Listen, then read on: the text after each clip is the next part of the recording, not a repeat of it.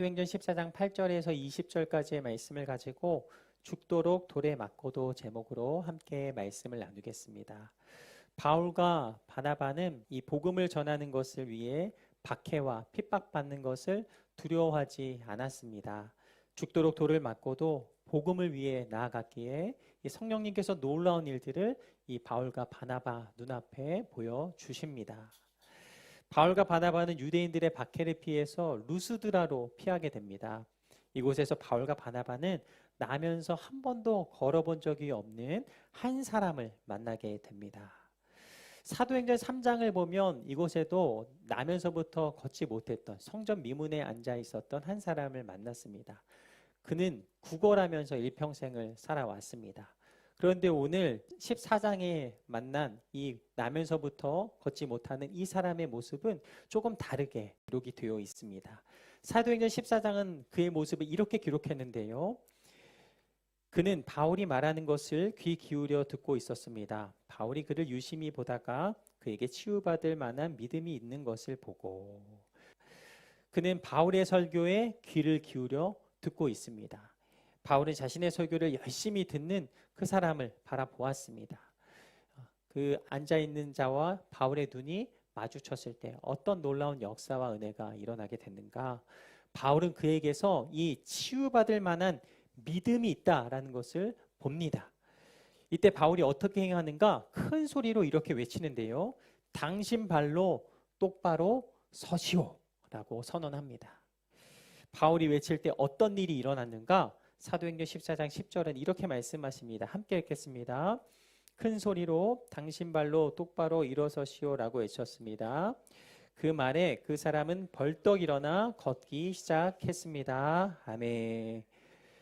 큰 소리로 당신 발로 똑바로 일어서시오 라고 바울이 외치자 그가 벌떡 일어났다라고 말씀하십니다. 하나님께서 믿음을 주실 때 큰 소리로 외쳤다라는 것입니다. 하나님은 그 외치는 그 믿음 그대로 이루어 주셨습니다. 바울은 어떤 사람입니까? 바울은 지성인이었습니다. 이성적이며 학자 중에 학자가 바로 바울이었습니다. 나면서 걷지 못한 사람이 일어날 수 없다라는 사실을 너무나도 잘 알고 있었습니다. 그러나 성령께서 그 마음 가운데 믿음의 선언을 주신 것이죠. 일어날 것을 보게 하시고 믿음을 선포하는 그 순간 하나님께서는 놀라운 역사를 일으키시는구나 라는 것을 깨닫습니다. 당신 발로 똑바로 일어서시오 선언합니다. 우리말로 이 똑바로는 어떤 뜻입니까? 어느 한쪽으로 기울거나 구분대가 없이 곧게의 뜻입니다. 그러니까 일직선으로 곧게 서라라는 것입니다. 한 번도 일어나 본 적 없는 자에게 일직선으로 곧게 서시오라고 선언합니다. 하반신이 마비된 자에게 두 발을 쭉 뻗고 일직선으로 곧게 서라 선언할 때 어떻게 됩니까? 그가 일어납니다. 성도는요 날마다 이런 싸움을 싸웁니다. 내가 하나님 편에 설 것인가? 인간의 이성 편에 설 것인가? 성령의 세계에 설 것인가? 일상적인 경험에 그저 머물러 살 것인가? 성령님께서 바울에게 보여주셨고 바울은 큰 소리로 외쳤습니다. 당신 발로 똑바로 일어서시오. 태어나면서부터 걷지 못한 자가 일어났습니다. 사람들이 이것을 바라보았을 때 얼마나 놀랐는가? 사도행전 14장 11절은 이렇게 말씀하십니다. 함께 읽겠습니다. 사람들은 바울이 한 일을 보고 루가오니아 말로 소리를 질렀습니다. 신들이 사람의 모습으로 우리에게 내려오셨다. 이 사람들이 루가오니오 말로 소리를 지릅니다. 당시 사람들이 헬라어를 공용으로 사용했습니다. 그런데 이들이 어렸을 때 사용했던 그 방언을 말한 것입니다. 너무 놀랐던 것이죠. 표준어를 사용하다가 갑자기 사투리가 툭 튀어나온 것입니다. 너무 놀랐던 것입니다. 이들이 무슨 말을 했는가? 바울과 바나바를 보면서 이렇게 말합니다. 신이 오셨다. 사도행전 14장 12절 말씀 함께 읽겠습니다. 그들이 바나바는 제우스라 부르고 바울은 주로 말을 하기 때문에 헤르메스라고 불렀습니다. 그들은 계속 방언으로 말을 합니다. 근데 어떻게 말을 합니까? 이 바나바를 가리켜서는 저 사람은 제우스다. 그리고 바울을 가리켜서는 그가 계속 말을 하고 있으니까 헤르메스다라고 말을 합니다. 이 바나바와 바울은 그들이 이 방언으로 말하고 있기 때문에, 사투리로 말하고 있기 때문에 무슨 말을 하고 있는지 알지 못했습니다. 사람들이 제우스 신전에서 제사장을 데리고 옵니다. 또 소와 화관을 가지고 옵니다. 제사를 드리기 위하여서 이 모든 작업을 하고 있습니다. 바나바와 바울은 그때 깨달아 압니다. 사도 바울은 명확하게 말했습니다. 우리는 신이 아닙니다. 여러분과 똑같은 사람입니다. 겸손하게 자신을 높이는 모든 사람들 앞에서 나는 신이 아니요, 나는 당신들과 똑같은 사람입니다라고 바울은 말합니다. 우리도 바울과 같이 모든 순간순간마다 선언해야 하겠습니다. 우리의 마음이 높아지려 할 때마다 이렇게 말해야겠습니다. 우리는 신이 아닙니다. 우리는 똑같은 사람입니다. 겸손하지 않을 때 우리는 계속해서 자신을 높이려 하는 그 마음이 내 안에서 샘솟듯 일어나는 것을 발견합니다. 우리는 삶을 점검하면서 이 사도들과 같이 마음의 옷을 찢고 하나님께 멀어지는 마음을 계속해서 막아내야 하겠습니다. 모든 사단의 속삭임은 나의 삶 가운데서 끊어질지어다. 나는 사단의 모든 속삭임을 거절한다. 나는 날마다 하나님과 동행하며 믿음의 삶을 살아갈 것이다. 거짓으로 나를 공격하는 모든 사단 떠나갈지어다. 믿음으로 선언하고 거룩한 발걸음을 한 걸음 한 걸음 걸어 나아갈 때 주님께서 행하시는 놀라운 기적의 현장을 우리의 삶 가운데 뚜렷하게 보여주실 줄로 믿습니다. 살아계신 하나님, 신이 되려고 하는 모든 마음을 내 마음 가운데에서 제하여 주옵소서. 날마다 마음을 찢으며 주 앞에 거룩한 발걸음을 걸어 나아갈 수 있도록 성령님 나를 다스리시며 인도하여 주옵소서. 이 높아진 마음을 찢으며 하나님께로 온전히 나아가실 수 있게 되기를 축복합니다. 이 바울이 복음을 전할 때 이 본래 회당에서 그렇게 복음을 전했습니다. 그러나 오늘은 이 복음을 전한 장소가 길거리였습니다. 이들은 구약을 모르는 자들이었습니다. 회당에서 그렇게 복음을 전할 때는 성경을 아는 자들이었지만 이들은 아무것도 모르는 자들이었습니다. 그러기에 어떻게 복음을 전했는가? 말씀을 보면 이들의 눈높이에 맞춰서 하늘과 땅과 바다와 그 안에 모든 것이 그렇게 하나님께서 만드셨으며 우리를 만드신 창조주 하나님께서 날마다 가장 아름답고 선한 것으로 때에 따라서 비를 주시고 먹을 것을 주시며 인도하신다라고 그렇게 자세하게 설명하여 주셨습니다. 그들의 눈높이에 맞춰서 복음을 명확하게 바울이 전했던 것입니다. 바울은 이 대상에 맞게 복음을 전했습니다. 이렇게 복음을 전할 때 안디옥과 이고니온에서 사람들이 몰려와서 이 바울과 바나바를 공격하게 됩니다. 바울을 막기 위해서 루스드라까지 찾아왔던 것입니다. 그들은 루스드라에서 이 복음을 듣고 감동을 받은 사람들, 이 사람들까지 끌어들이면서 충동질을 하는데요. 어떻게 충동질을 하는가? 바울을 죽여야 한다라고 충동합니다. 바울을 돌로 쳐서 죽여야 한다라고 말합니다. 유대인들이 충동하자 그들이 어떻게 반응하는가? 바울에게 함께 돌을 던집니다. 분위기가 급격하게 바뀌었습니다.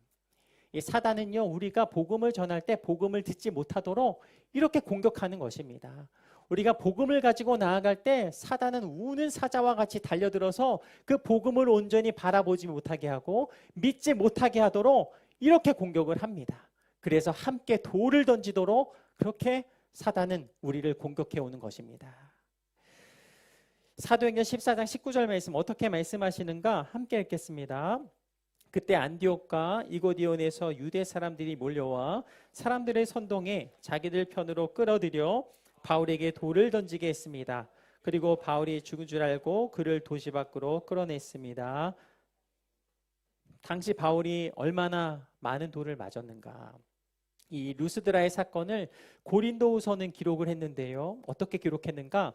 고린도후서 11장 24절에서 25절은 이렇게 말씀하십니다.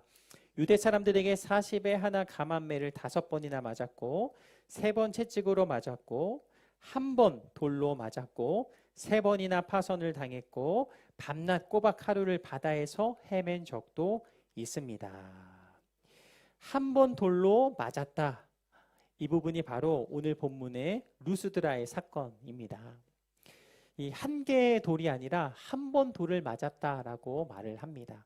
이 생각해 보면 우리가 누군가에게 맞을 때는 그 아픔 때문에 그 맞는 수를 다 셀 수 있잖아요. 그런데 오늘 돌로 맞았을 때는 너무 많은 돌을 던졌기 때문에 그 수를 셀 수 없었던 것입니다. 그것을 어떻게 알 수 있느냐? 그 다음 말씀에 보면 맞은 수를 정확하게 이렇게 기록을 하는데요. 바울은 40의 감한매를 5번이나 맞았다라고 말합니다. 그 이후에 맞은 수를 정확하게 기록을 합니다. 그러나 돌에 맞은 것은 너무나도 많은 돌을 맞았기 때문에 그 돌을 셀 수가 없었던 것입니다. 사람들은 바울이 돌에 맞아 죽은 줄로 압니다. 이 바울은 성 밖으로 던져지게 됩니다. 바울이 정신을 차리게 되는데요. 바울이 정신을 차렸을 때 첫 번째 한 행동이 무엇이었는가? 사도행전 14장 20절에서 21절 말씀을 보면 이렇게 말씀하십니다. 우리 같이 읽겠습니다. 그러나 제자들이 바울 주위에 모여들자 그들은 그 도시에서 복음을 전한 뒤 많은 제자들을 얻게 됐습니다. 그래서 루스드라와 이고니온과 안디옥으로 되돌아가.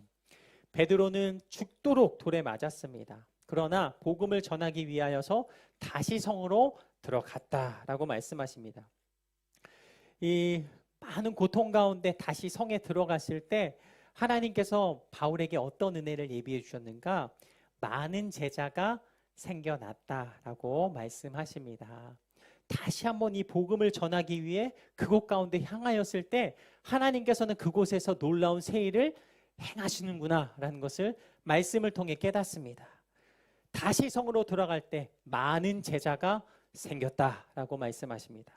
모두가 거부하는 곳에 복음을 들고 들어갈 때 그곳에서 다시 한번 하나님께서는 역사하시며 놀라운 새 일을 이루시는구나라는 것을 봅니다. 바울은 이들을 격려하면서 이렇게 말을 하는데요. 사도행전 14장 22절의 말씀 함께 읽겠습니다. 제자들의 마음을 강하게 하고 늘 믿음에 머물러 있도록 격려해 주었습니다. 또 우리가 하나님 나라에 들어가려면 우리가 마땅히 많은 고난을 겪어야 한다라고 말했습니다. 아멘. 이 믿음의 발걸음을 걸어 나아가고 있는 우리의 삶 가운데 하나님의 격려로 이 말씀이 들립니다. 우리가 하나님 나라에 들어가려면 마땅히 많은 고난을 겪어야 한다라고 말씀을 하십니다. 우리가 복음 때문에 인생을 살아갈 때에 많은 고난을 겪게 될 것이다 라고 말씀하십니다.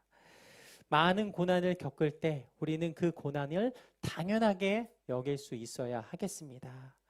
바울은 지금 건강한 몸 상태가 아닙니다. 돌을 맞았고 모든 사람이 죽은 것이라 라고 생각할 정도로 그의 건강 상태는 약해져 있는 상황입니다. 그러나 그 다음날 다시 한번 깨어나 이 피투성이가 된 바울은 이 하나님께서 명하시는 그곳을 향하여서 다시 한번 복음을 가지고 나아가게 됩니다. 바울이 이렇게 어려운 상황 속에서 끈질기게 돌에 맞고 다시 복음을 전하며 믿음의 발걸음을 걸어 나아갈 때 이 더베가 변했고 또 이고니온이 변했고 루스드라도 변했으며 안디옥도 변화되는 놀라운 역사를 봅니다. 여러분, 복음을 전할 때 환영하는 사람만 있는 것이 아닙니다. 이 돌을 던지는 사람도 있습니다. 그러나 우리는 이 복음을 가지고 나아갈 때 때를 얻지 못하든지 끈질기게 복음을 가지고 나아가야 하겠구나라는 것을 깨닫습니다. 바울은 돌을 맞아 기절했지만 또다시 복음을 가지고 나아갔습니다. 이 바울이 디모데에게 편지한 이 디모데후서를 보면 이 당시 상황을 이렇게 기록을 하는데요. 디모데후서 3장 11절에서 12절 말씀 같이 한번 읽겠습니다. 안디옥과 이고니온과 루스드라에서 내가 겪었던 것과 같은 핍박과 고난을 함께 겪었다. 그러한 핍박을 내가 겪었으나 주께서 이 모든 것에서 나를 구해 주셨다. 그리스도 예수 안에서 경건한 삶을 살고자 하는 사람들은 모두 핍박을 당할 것이다. 아멘. 예수님 안에서 경건한 삶을 살고자 하는 사람들은 핍박을 당할 것이다 라고 말씀하십니다. 나에게 주신 이 구원의 감격과 기쁨, 나만 소유할 수 없습니다. 나는 이 구원의 감격과 기쁨을 내 주변에 있는 이웃들에게, 사람들에게 전하겠습니다. 그 한 영혼에게 나아가겠습니다. 이 모든 상황 속에서 우리가 거절당하는 것을 두려워하지 않게 되시기를 축복합니다. 이것이 당연하다라고 말씀하십니다. 결국 복음을 전하였던 바울은 어떻게 됩니까? 참수형을 당하게 됩니다. 이 세상에서 바울은 화려한 왕관을 받지 않았습니다. 참수형을 당하기 직전 바울은 디모데후서에서 이렇게 기록했습니다. 디모데후서 4장 7절에서 8절 말씀, 우리의 고백이 되기를 원하면서요, 함께 읽겠습니다. 나는 선한 싸움을 싸우고 경주를 마치고 믿음을 지켰다. 이제 나를 위해 의의 면류관이 준비되었으니 주 곧 의로우신 재판장이 그날에 내게 주실 것이다. 그리고 나뿐 아니라 주의 나타나심을 사모하는 모든 사람에게도 주실 것이다. 아멘. 이 믿음의 선언이 저와 여러분의 선언이 되기를 축복합니다. 우리가 복음을 들고 나아가는 것, 이것이 바로 선한 싸움입니다. 이 선한 싸움을 마치고 나는 믿음을 지켰습니다. 나는 의의 면류관이 준비되어 있음을 나는 봅니다. 나는 그 의의 면류관을 받아 쓰고 주님과 함께 기뻐하길 원합니다. 이 믿음의 고백, 선언이 저와 여러분의 선언이요 고백이 되기를 축복합니다. 이 세상에서 바울이 참수형을 당해 목이 떨어져 나가는 순간에 하나님께서는 바울의 영혼에 영원한 의의 면류관을 허락하여 주신 줄로 믿습니다. 영원한 생명의 왕관을 그에게 씌워주신 줄로 믿습니다. 그리고 그가 쓴 모든 글들은 성경에 그렇게 기록이 되어 있습니다. 그래서 우리가 복음을 위해 살아가는 인생으로 어떤 인생을 살아가야 할지를 계속해서 고백하며 선언하는 말씀으로 우리에게 주어주셨습니다. 2000년 전 바울은요, 굉장히 미련한 길을 걷는 것과 같은 모습이었습니다. 그러나 우리의 마음 가운데 어떤 마음으로 기록됩니까? 믿음의 선진으로서 우리도 바울처럼 그렇게 십자가를 증거하며 나아가는 삶을 살아가겠다라는 이 믿음의 결단을 하게 하십니다. 바울이 죽도록 돌을 맞으며 복음을 포기하지 않았던 그 믿음이 저와 여러분의 믿음이 되기를 축복합니다. 바울이 죽기까지 포기하지 않았던 그 복음, 이 복음 때문에 살아가는 저와 여러분의 인생이 되기를 간절히 소망합니다. 나는 어떠한 상황에도 복음을 포기하지 않겠습니다. 복음을 위해 나는 삶을 살아가겠습니다. 이 믿음의 결단으로 주 앞에 나아가실 수 있는 우리 홍콩 오누리교회 모든 성도님들이 되시기를 간절히 축원합니다.